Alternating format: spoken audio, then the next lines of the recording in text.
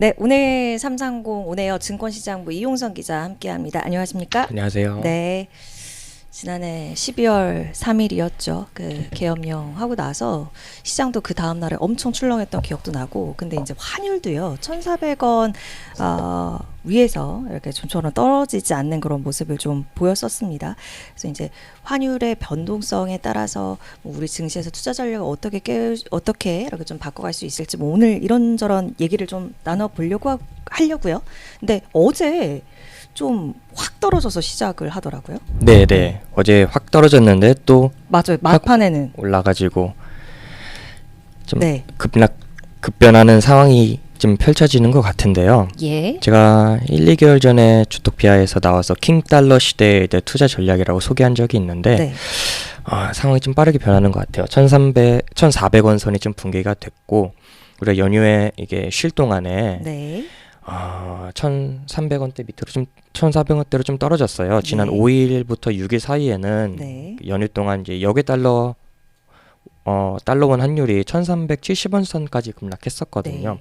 어제도 25원 정도 급락 출발했다가 예. 이제 1,398원에 마감을 맞아요. 했고요. 오늘도 지금 보니까 1.4원 내린 1,396원에 지금 마감을 했는데요. 네. 또 1,400원을 좀 또 하회했다고 볼 수 있습니다. 예. 여기엔 좀 복합적인 이유가 있는데요. 네. 아시아 통화 강세와 좀 맞물려서 달러원 환율이 내려갔다는 분석이 좀 나오고 있습니다. 미국과 대만의 이제 1차 무역 협상 직후 대만 외환 당국이 대만 달러 강세에 대응하지 않을 것이라고 하니까 이제 시장에서 통화 절상을 용인할 것이라는 관측이 나오면서 대만 달러 가치가 치솟았고요. 여기에 더해 미국이 지금 중국과 회담을 진행하고 있다는 소식이 전해지면서 전체적으로 아시아 통화 강세를 주도했습니다.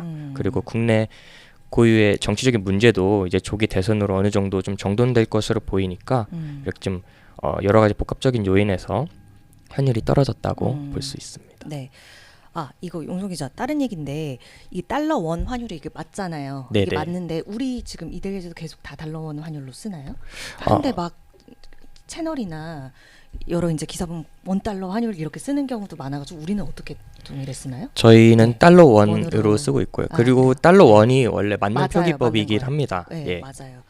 맞습니다. 네, 그래서 다시 여쭤봤어요. 네. 어쨌든 그 달러 약세 되면 그 증시에서 이제 1차적으로 같이 살펴보는 게 우리는 수급이잖아요. 네네. 그 일반적인 공식을 말씀드리면 아시다시피 달러 약세가 되면 외국인 자금이 들어옵니다. 그러니까 한국 주식을 살 때 환손실이 줄어드니까 이제 투자 매력이 올라가고요. 그래서 외국인 수급을 보면은 코스피를 외국인 전날 3천억 가량 순매수했고요.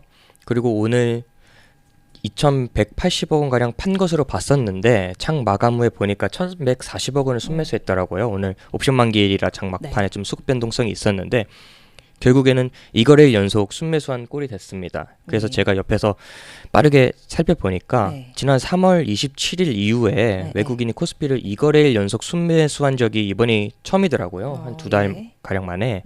나름의 의미를 부여할 수 있겠죠. 네. 그리고 지난 7거래일간 살펴보면은 외국인은 코스피를 1조 3천억 원 정도 사들였습니다. 그래서 외국인 수급 환경이 좀 바뀌었다고 볼 수가 있는데요. 그리고 외국인은 지난해 이제 8월부터 9개월간 코스피를 월변 기준으로 이제 순매도를 하고 있었는데 요번에 좀 수급 환경이 변하고 있고 이 수치가 좀 유의미한 수치라고 좀 보고 있습니다. 그리고 우리 증시에 어떤 영향을 주냐면은 다들 아시다시피 국내 증시에 큰 형님격인 외국인 수급이 들어오면은 우리나라가 좀 상승 추세 혹은 증시에 긍정적으로 좀 작용할 가능성이 높습니다.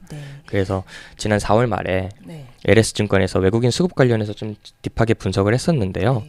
4월 말부터 지금까지 외국인이 이제 코스피 200 선물 6월물에 미결제 약정이 이제 지속적으로 축소가 되었다고 해요. 그러니까 이게 해석해 보면은 외국인이 그동안에 코스피에 대한 숏배팅 물량을 좀 축소시켰다고 보고 있더라고요.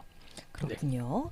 자, 그럼 이런 약달러 상황으로 가면 이제 투자 전략도 변경을 하고 다르게 가져갈 수 있잖아요. 네네. 체크해 주셔야죠. 강달러 때는 제가 수출 기업이 좋다고 말씀을 드렸는데요. 반대로 약달러 때는 이제 달러 기준으로 거래되는 원자재 거래 비용이 낮아지면서 기업의 기업의 비용 부담이 좀 감소할 수 있습니다. 그래서 살펴보면 어제는 항공주가 좀 많이 올랐는데요. 네.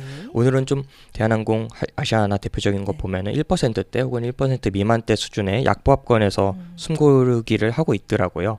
근데 어제 보면은 대한항공은 7% 가량 올랐고 아시아나는 4% 가량 올랐습니다. 대표적으로 약달러 환경일 때 잘 오르는 업종이 항공 업종인데 네. 달러로 결제하는 항공유 구매 비용이 줄고 그리고 내국인의 해외여행 수요가 좀 증가할 수 있다는 분석이 나오다 보니 이런 결과가 나온 것이고요. 가장 빠르게 반응한 것이고요. 증권가 분석에 따르면 달러원 환율이 10원 내릴 때마다 대한항공은 약 350원, 아시아나는 약 280원 가량의 좀 환차익이 발생한다고 좀 추정하고 있습니다. 네. 그러니까 비용이 줄면서 실적 개선에 대한 기대감이 높아지고 그동안 눌려왔던 이제 항공주가 제일 먼저 약달러 환경에 반응한 셈이죠.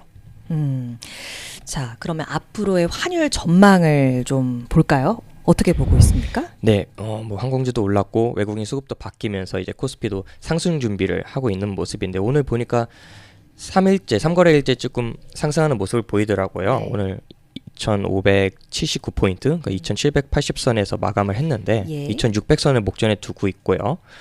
뭐 차트를 보시면 V자 반등을 조금 하고 있는 모습인데요. 네.